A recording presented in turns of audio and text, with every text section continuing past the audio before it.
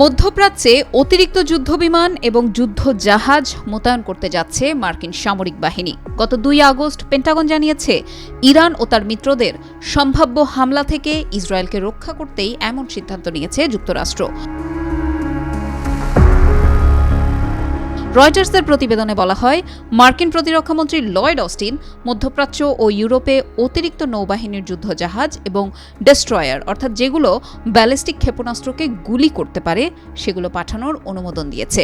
এছাড়া মধ্যপ্রাচ্যে যুদ্ধবিমানের অতিরিক্ত স্কোয়াড্রনও পাঠানো হচ্ছে।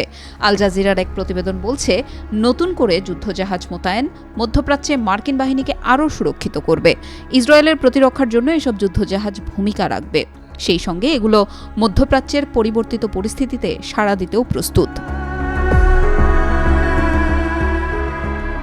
এক বিবৃতিতে পেন্টাগন জানিয়েছে, নতুন মোতায়েন মার্কিন বাহিনীর সুরক্ষার উন্নতি ঘটাবে, ইসরায়েলের প্রতিরক্ষার জন্য সমর্থন বাড়াবে এবং নিশ্চিত করবে যে যুক্তরাষ্ট্র বিভিন্ন অপ্রীতিকর পরিস্থিতিতে সাড়া দিতে প্রস্তুত। বিবৃতিতে পেন্টাগন আরও জানিয়েছে, মধ্যপ্রাচ্যে সামরিক বাহিনী আরও স্থলভিত্তিক ব্যালিস্টিক ক্ষেপণাস্ত্র প্রতিরক্ষা স্থাপনের প্রস্তুতিও বাড়াবে।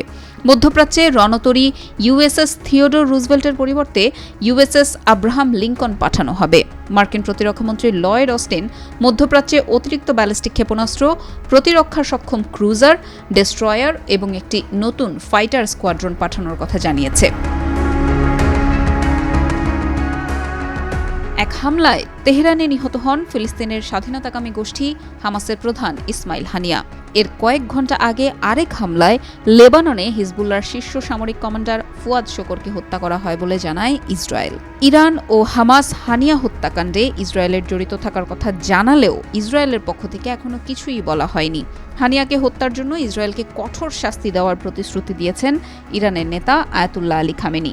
এর পরপরই ইসরায়েলকে রক্ষার প্রতিশ্রুতি ব্যক্ত করেন মার্কিন প্রেসিডেন্ট জো বাইডেন।